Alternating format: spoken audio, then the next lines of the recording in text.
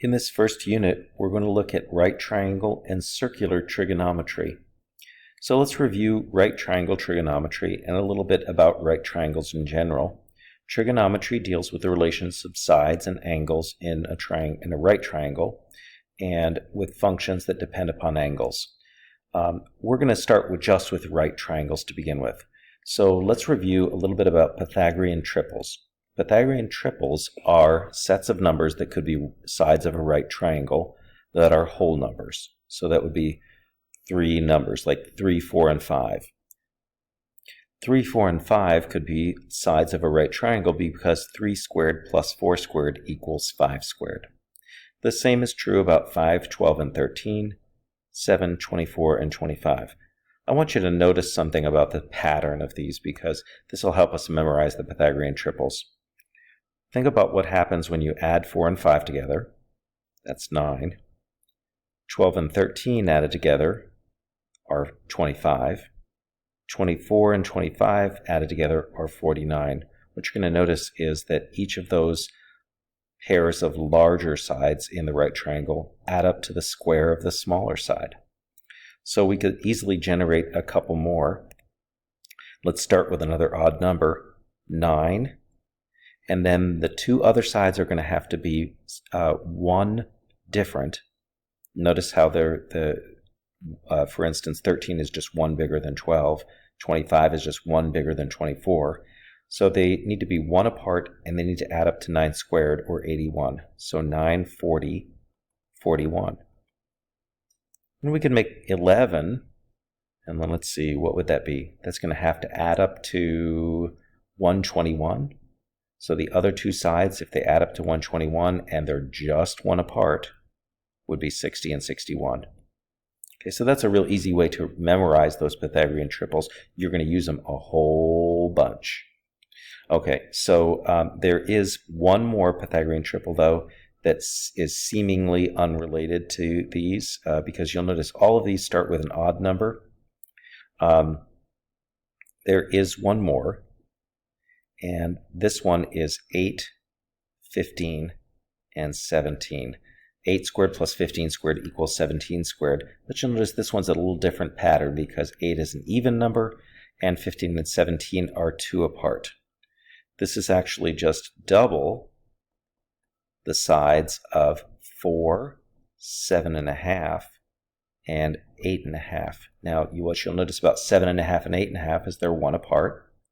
And they add up to 16, which is the square of 4. So that actually fits into that very same pattern.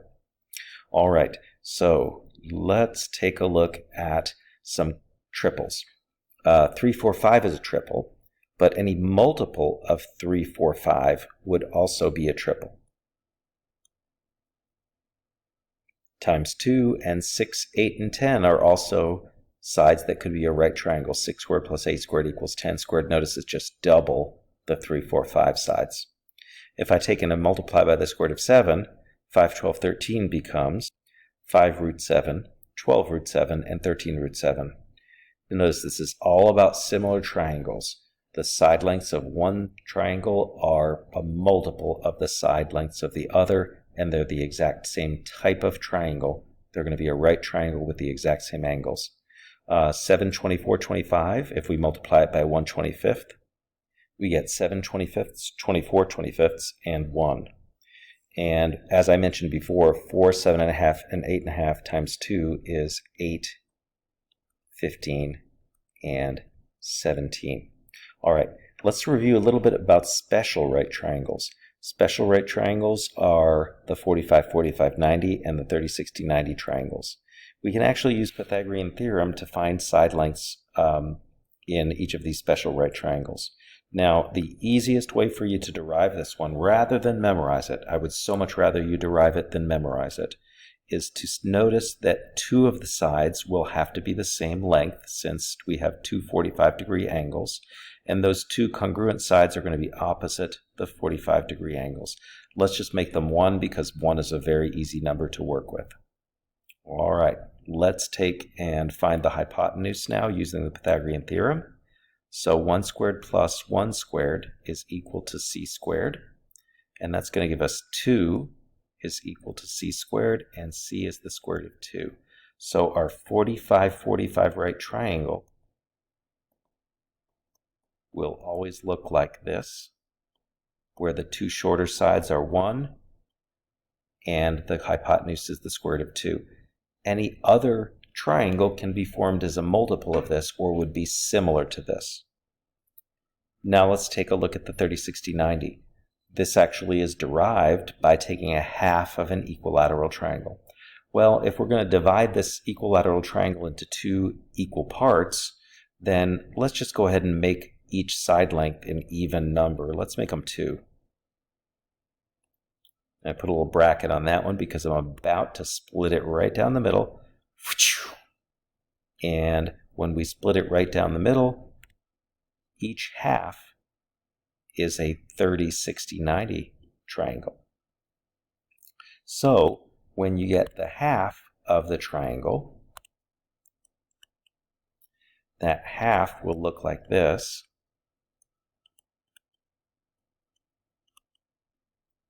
30, 60, and 90, and we know that side length is 2, and the bottom side length, the base, is half of 2, because remember we split the triangle in half.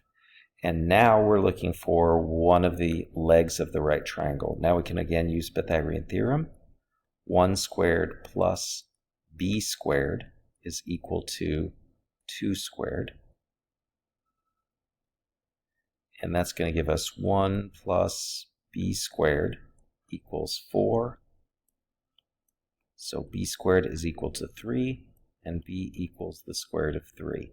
It's pretty easy to derive. If you remember from geometry, you probably memorized those side lengths, and it was easy to get them reversed. So a 30-60-90 triangle will always look like this, or a multiple of the side lengths of that. So what do I need to memorize, you ask? Well, here's what you need to memorize.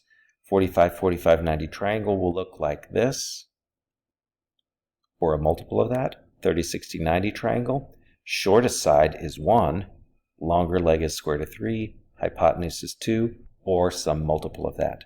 You'll need to remember the Pythagorean triples as well, which are 3, 4, 5. That's the easy one to remember. 5, and now remember the two longer sides have to be 1 apart and add up to 25, so that would be 5, 12, 13. 7, comma, and again remember the two longer sides need to be 1 apart and add up to 49 now, so that would be 24, 25. 9, 40, 41. And then there's that strange one that you'll see every now and again, 8, 15, 17. Other thing you need to know is Sohcahtoa. If I have a right triangle and we call one of the angles theta, all of the sides in the triangle in relation to that angle are defined in a certain way. The side that is opposite theta, we're going to call the opposite side. The leg that is adjacent to theta, we're going to call the adjacent leg. Now I realize there's two adjacent sides, but only one of them is a leg. And then we have the hypotenuse of the right triangle. So don't confuse the hypotenuse with the adjacent. The adjacent is a leg, and the hypotenuse is the longest side in the triangle. So you remember Sohcahtoa? That means that the sine of theta is equal to its opposite over its hypotenuse. And the cosine of angle theta is equal to the adjacent leg length over the hypotenuse length. And the tangent of theta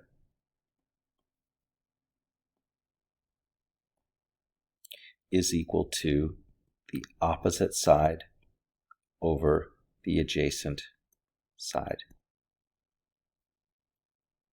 So, in example 1, we're going to find the specified trigonometric ratio for each right triangle.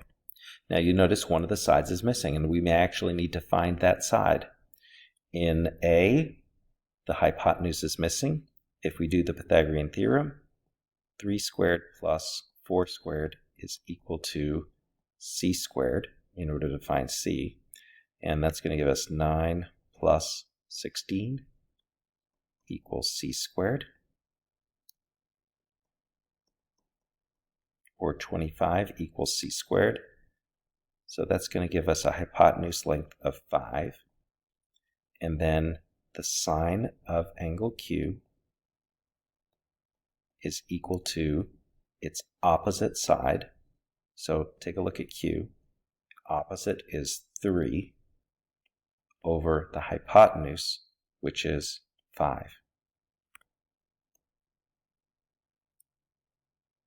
In example 1b, we need to find a missing side again. So 1 squared plus x squared equals the square root of 10 squared. Doing the squaring and then subtracting 1, we get x squared equals 9, and taking a square root, we get x equals 3. Now let's take a look at angle C, which I've circled. Tangent C equals the opposite over the adjacent. The opposite side across from C is 1. Adjacent leg, not the hypotenuse, is 3. So tangent C equals 1/3. For 1C, we're looking for cosine of angle D. And this time, we don't know any of the side lengths. But since it's a 30, 60, 90 triangle, we can certainly add side lengths that at least are in the right ratio. They don't have to be the right side lengths, they just need to be in the right ratio. So across from the smallest angle, which would be the 30 degree, would be a 1. Across from the 60 degree angle, which is missing right here, would be a square root of 3. And then the hypotenuse would be 2. Any multiple of these would be okay. Now, we want to find the cosine of angle D, and the cosine is the adjacent, which would be square root of 3 would be the adjacent side or the adjacent leg over the hypotenuse, which would be 2. So the square root of 3 over 2 is the cosine of angle D, or the cosine of 30 degrees. All right, in example 2, we're to find 3 possibilities for the side lengths in this triangle below. So let's actually insert one of the possibilities in the drawing. If cosine of x is equal to 8 over 17, that means that would be the ratio of the adjacent over the hypotenuse. Now you'll notice that this one is a Pythagorean triple. 8, 15, 17 is a triple. And so one of the possibilities would be 8, 15, and 17, as in the diagram. That would be for Z, and then X, and then Y would be the longest side. Another possibility would be double that, 16, 30, and 34. What you'll notice there is that cosine of angle X would be 16 over 34, which will still reduce to 8/17. And then we could certainly triple it. So tripling it, we would get 24, 45, and 51. And there are an infinite number of possibilities that you may list. In example 3, we're given a couple of things. We're given that sine of angle D is 3 root 2 over 5, and then we're also given that side E is 5 root 2. We're supposed to find the other 2 side lengths. So what do we know? We know that sine of angle D is equal to a ratio of 3 root 2 over 5. Now what we know about sine of angle D is that it's equal to opposite over hypotenuse.